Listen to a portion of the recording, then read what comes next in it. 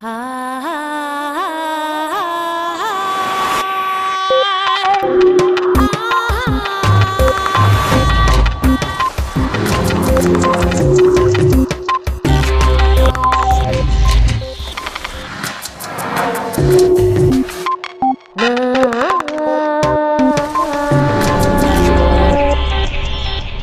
debería haber más mujeres en los mercados bursátiles para volverlos más estables. Aldo Rustichini. ¿Somos conscientes de todos los factores que nos influyen a la hora de tomar una decisión? Al igual que muchos economistas, solemos pensar que nuestras decisiones están basadas en razonamientos fríos y calculadores, pero no podríamos estar más equivocados. En este capítulo de Redes, el neuroeconomista de la Universidad de Cambridge, Aldo Rustichini, le explica a Punset que el 90% de nuestras decisiones son inconscientes y que esto no es motivo de alarma. La mayor parte de estas elecciones están basadas en un proceso muy ingenioso y sofisticado que garantiza un análisis preciso y racional, a pesar de ser inconsciente.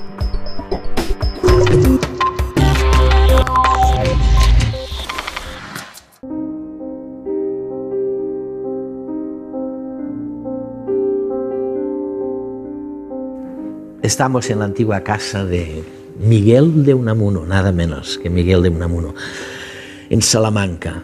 Y nunca hemos sabido muy bien si Unamuno era el más español de los españoles o era el que más se alejaba del español común. Lo vamos a dejar porque tenemos un tema casi igual de interesante para esta noche. Hoy nos encontramos con el científico, neurocientífico, economista Aldo Rustichini. Aldo, it's marvelous. Es maravilloso tenerte con nosotros en el programa. Y me siento tentado de recordarles a los telespectadores algo que hemos sabido desde hace mucho tiempo, y es que se produce una especie de explosión, o ¿cómo lo llamáis?, una descarga de testosterona en los embriones antes del nacimiento. Sabíamos que si esta descarga de testosterona funciona, afecta la longitud de este dedo en el sexo masculino, en los hombres. Y entonces el índice, la longitud del dedo índice es menor que la del anular, de lo que los americanos llaman el dedo de los anillos. Pero lo que no sabíamos, no teníamos ni idea, es lo que nos habéis contado después de muchos experimentos en el laboratorio. Habéis descubierto que cuando los operadores bursátiles tienen como consecuencia de la testosterona este dedo en concreto más largo que el otro, ganan mucho dinero, son más agresivos. De hecho, obtienen hasta 10 veces más ganancias que el resto. Por primera vez, tenemos que plantearnos que en el proceso de toma de decisiones también hay un componente biológico y que no solamente interviene la mente, ¿no?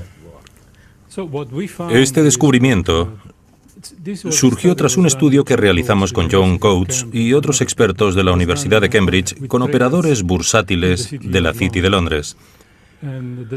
Los datos con los que contábamos eran, por un lado, las ganancias de los operadores bursátiles durante un periodo de varios años y, por el otro, la proporción entre la longitud del segundo dedo de la mano, el índice, respecto a la del dedo anular. Esta proporción en los hombres suele estar por debajo de 1, de modo que el índice es más corto. Sí, más que el anular. Cuanto menor es esta proporción, es decir, cuanto menor es el índice respecto al anular, tanto más masculino, si se me permite utilizar el término, es el individuo. Y sabíamos que ese rasgo estaba relacionado con una mejor capacidad en varios campos, por ejemplo, en la música y el deporte, y también en ciertas capacidades mentales. Por tanto, resultaba natural preguntarse si también provocaría que los operadores bursátiles ganaran más dinero.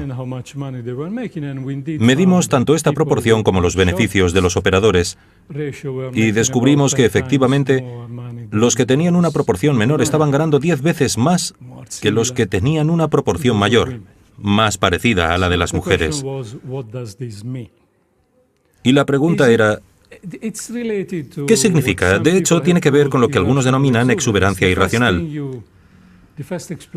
Y la explicación más rápida a la que se puede llegar es, vaya, las personas más masculinas presentan una proporción menor y son más agresivas, están más dispuestas a correr riesgos, lo que explica por qué ganan más dinero. Más dinero.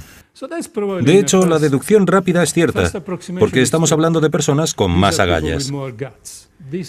Recordemos que se trata de personas cuyo trabajo es el siguiente: mirar atentamente las pantallas y decidir en cuestión de segundos si deben invertir o no 100.000 libras esterlinas, o a veces incluso más en un activo concreto. Deben tomar esa decisión, mirar la información, procesarla rápidamente, tomar una decisión a toda velocidad y luego esperar a ver qué pasa. Por tanto, resulta evidente que se trata de la combinación de dos cosas. Se necesitan agallas porque hay en riesgo 100.000 libras esterlinas. Se necesita testosterona, vamos. Sí, eso es, testosterona, pero ¿para qué? Me gustaría recalcar que no solamente se precisan agallas, no todo se reduce a la agresividad, a ser agresivo. También es preciso ser muy rápido a la hora de procesar la información y muy veloz para detectar las oportunidades. Se trata de personas que, además de estar asumiendo riesgos, también son muy listas. Creo que lo que este resultado nos dice, o nos sugiere, es que se necesita estar dispuesto a asumir riesgos, pero a la vez contar con la inteligencia de saber cómo hacerlo.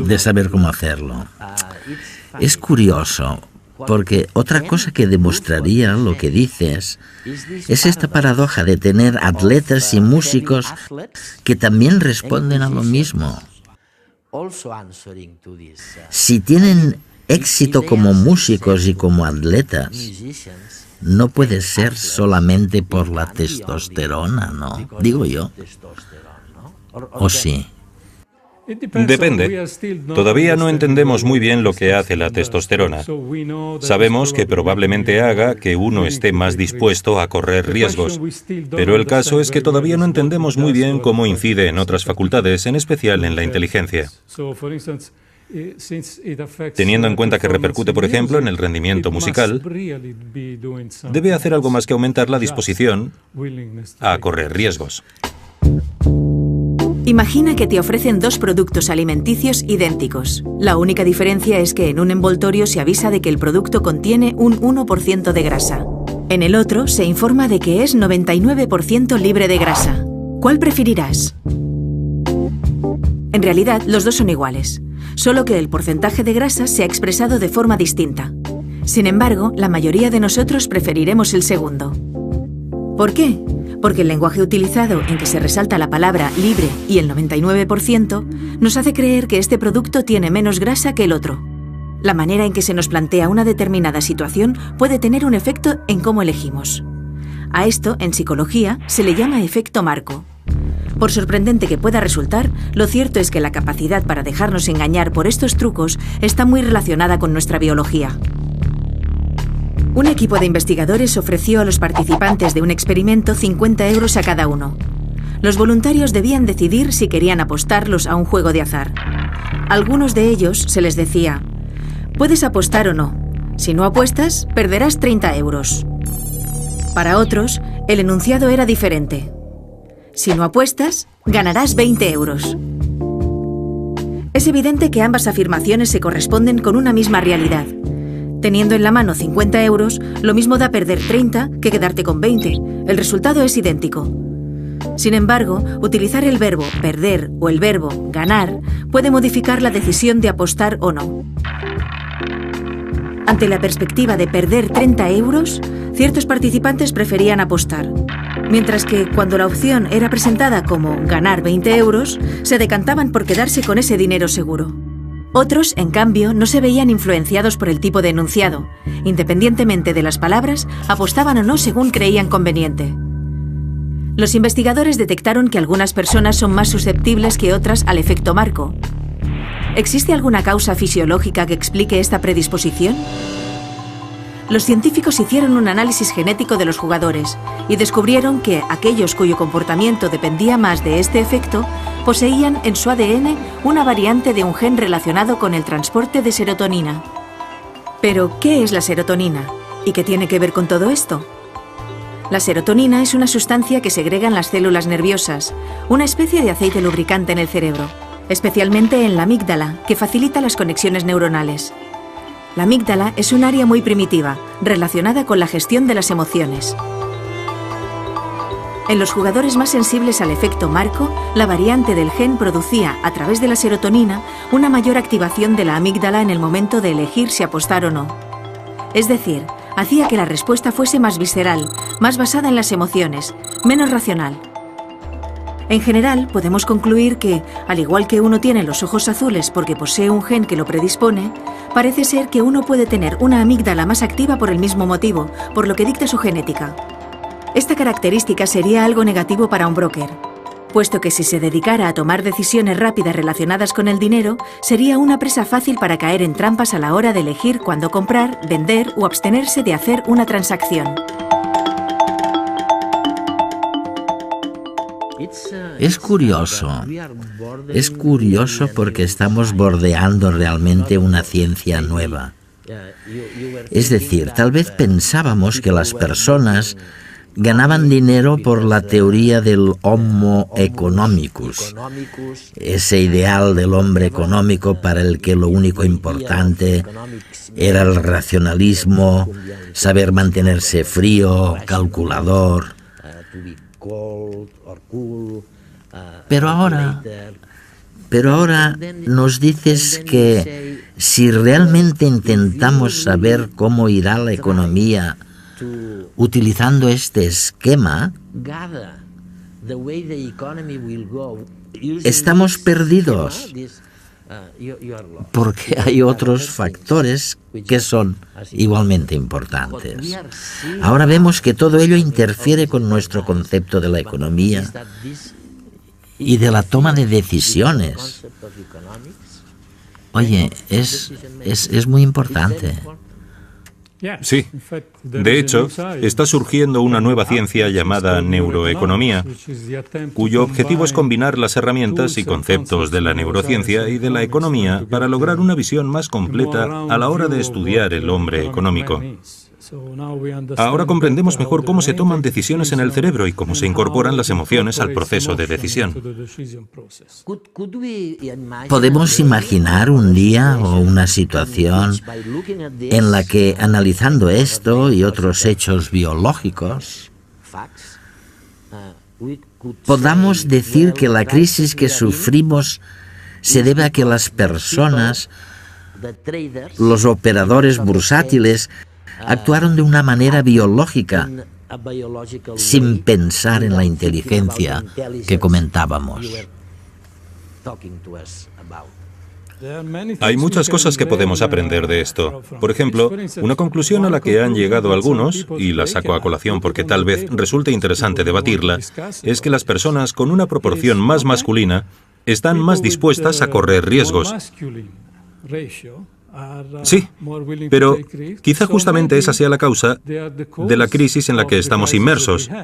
Y tal vez, hay quien sostiene eso, tal vez debería haber más mujeres en los mercados bursátiles para volverlos más estables.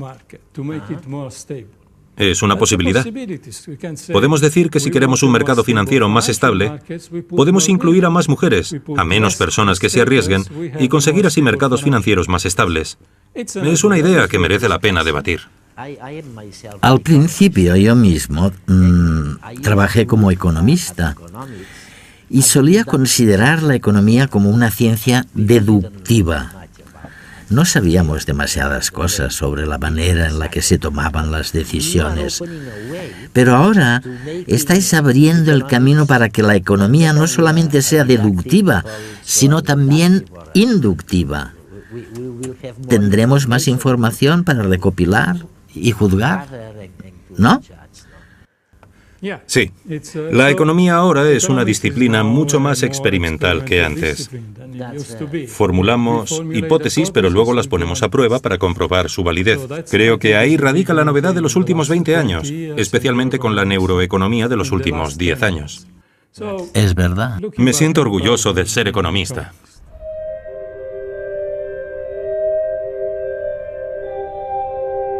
La ciencia está descubriendo el espacio irrisorio que ocupa en el cerebro el pensamiento llamado consciente o reflexivo. La inmensidad está ocupada por el inconsciente y por lo tanto por las emociones y por la intuición. Cuando una persona decide irse a la cama con alguien, viajar o cambiar de trabajo, no se trata de una resolución siempre ponderada. La mayoría de las decisiones que afectan nuestra vida se toman inconscientemente, porque no disponemos ni de toda la información ni del tiempo necesario para ponderarlas. Las nuevas investigaciones van incluso más allá. Científicos como Aldo Rustichini nos revelan que las decisiones inconscientes están moduladas también por factores insospechados, como la biología y los procesos fisiológicos que vivimos en el vientre materno. Ahora ya no quedan dudas. La intuición es un proceso mucho más sofisticado y complejo de lo que creíamos. Es una idea muy optimista al fin y al cabo, porque resulta que el inconsciente trabaja a nuestro favor. Y es mucho más racional de lo que creíamos. No es en vano que la neurología y psicología modernas nos sugieren que podemos confiar en la intuición como si fuera una fuente del conocimiento tan válida como la razón. Estoy pensando ahora en lo que denomináis efecto marco. Esto sugiere en realidad que el proceso de toma de decisiones tiene lugar en el plano subconsciente. En la mayoría de nuestras decisiones no tenemos ni idea de por qué hemos tomado la decisión que hemos tomado. Nunca nos lo habíamos planteado. Pensábamos que éramos tan sabios, tan racionales, tan perfectos, que sopesábamos todos los motivos y en función de eso decidíamos en un sentido u otro. Todas nuestras decisiones, o el 90%, arrojemos una cifra, el 90% de nuestras decisiones son inconscientes. Inconscientes. Esto es lo que siempre hemos dicho los economistas. Siempre he afirmado que nuestra toma de decisiones es extremadamente complicada. Es como jugar al billar. En el billar, cuando haces un lanzamiento muy complicado, no te paras a calcular todos los ángulos posibles. Realizas el lanzamiento según lo que sientes que hay que hacer. Y muchas veces la jugada sale bien, igual que puede salirles bien a los que se dedican a invertir. Por tanto, es cierto que la mayor parte de nuestras decisiones son inconscientes. Pero eso no significa, y me parece importante puntualizarlo, que sean irracionales. Puede que sea todo más racional de lo que creemos. Hay procesos que son inconscientes, sí, pero realizan un análisis de la situación tremendamente racional, muy realista y extremadamente preciso. Por eso afirmo que aunque la mayor parte de nuestras decisiones las tomemos inconscientemente, se trata de un pensamiento muy ingenioso, muy racional, muy sofisticado. El juego del ultimátum es un experimento que sirve para detectar nuestra capacidad para decidir de forma emocional.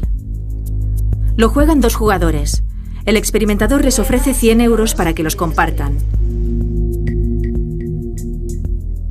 El jugador A es el depositario del dinero y debe decidir cuánto se queda a él y cuánto le ofrece al otro.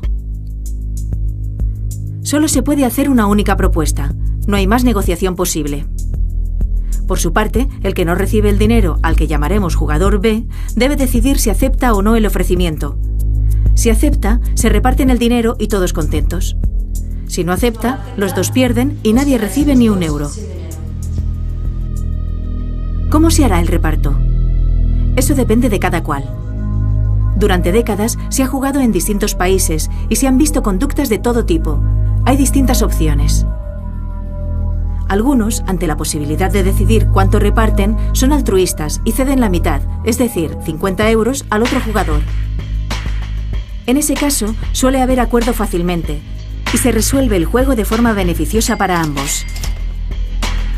Pero, ¿qué pasa cuando el que decide el reparto, el jugador A, prefiere ser más egoísta? ¿Aceptará el otro un reparto en que sale menos beneficiado? ¿O por el contrario preferirá rechazar la oferta aunque él pierda también a cambio de que el otro no se salga con la suya?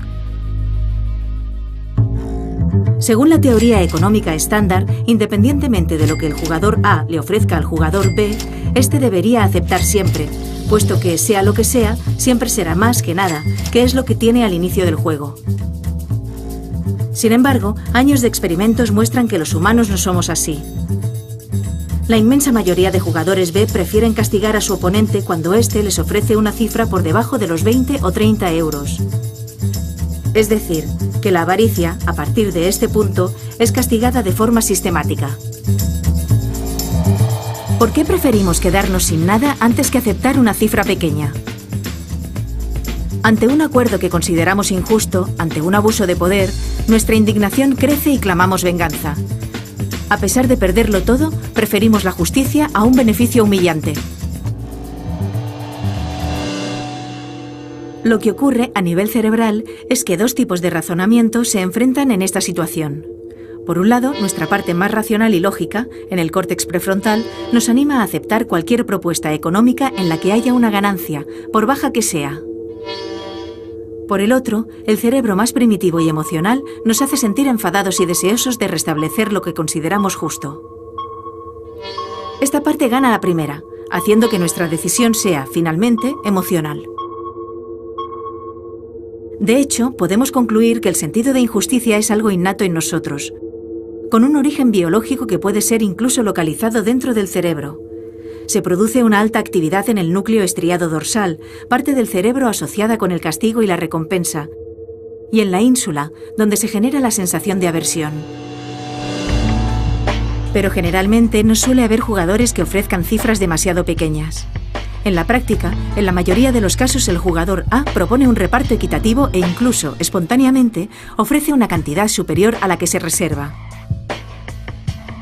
No suele ser complicado llegar a un acuerdo. Y, a pesar de que nuestras emociones inconscientes son las que dictan las reglas, el resultado no es nada irracional. En realidad, solo nos dan ventajas. La indignación y la búsqueda de justicia nos ayudan, en la vida, a detectar rápidamente de quién debemos fiarnos y de quién no. Gracias a esta capacidad inconsciente construimos nuestra vida social. It's fantastic. Es fantástico, porque probablemente sea cierto que no sabemos cómo decidimos, pero como tú dices muy bien, decidimos mediante métodos muy sofisticados, y eso no significa que no estemos decidiendo de un modo complejo. Sí. Lo mismo pasa con las emociones. He dedicado cierto tiempo a estudiar el arrepentimiento y la envidia. Ahora entendemos ambas emociones un poco más. Si pensamos en el arrepentimiento, podríamos decir, ¿de qué sirve arrepentirse? Tomaste una decisión, las cosas salieron como salieron. ¿De qué sirve mirar atrás y pensar, vaya, ¿podría haber decidido otra cosa? ¿Por qué hacerlo? Parece irracional, ya sabes lo que dicen. A lo hecho pecho. En cambio, hemos visto que se trata de una emoción muy racional, puesto que nos enseña a hacerlo mejor la próxima vez. El arrepentimiento es una emoción muy importante, que consiste en pensar en alternativas hipotéticas. Algo así como, ¿qué habría pasado si hubiera tomado una decisión distinta? Y es importante porque la próxima vez que te enfrentes a una decisión parecida, recordarás el arrepentimiento que sentiste y tendrás más cuidado a la hora de decidir. Así pues, el arrepentimiento es muy importante porque, aunque parezca que simplemente mire hacia atrás, no es inútil, sino que nos enseña a tener más cuidado con nuestras decisiones la próxima vez. Y lo mismo ocurre con la envidia. La envidia es más o menos como el arrepentimiento, ¿sabes? Se parece... Bueno, la envidia también es importante porque nos enseña que las otras decisiones que podríamos haber tomado quizás sean mejores. Y la próxima vez que tengamos que decidir, lo haremos mejor. Tendremos más cuidado. Por tanto, ni el arrepentimiento ni la envidia son emociones malogradas o inútiles. Y definitivamente no son irracionales. Nos enseñan a elegir mejor. La envidia puede volverse una emoción negativa, que simplemente te haga sentir mal porque no te han salido las cosas tan bien como al resto. Me parece importante tenerlo en cuenta en la educación, porque creo que debemos educar a los niños para que sean competitivos, pero de un modo positivo. Hay que mirar lo que hacen los demás, porque siempre podemos aprender algo del resto, y el éxito de los demás nos puede motivar a mejorar. Pero no hay que dejarse llevar por la envidia, sino tener la dosis justa de competitividad. Por cierto, creo recordar, y puedo estar equivocado, por favor que me corrijan los telespectadores, pero recuerdo que Miguel de Unamuno dedicó algún tiempo a analizar la diferencia entre el arrepentimiento y la envidia. Lo fantástico de lo que dices es que si esto es cierto sobre el arrepentimiento y la envidia, resulta que nos ayuda, aunque siempre nos hayan enseñado a evitar sentirnos envidiosos o arrepentidos.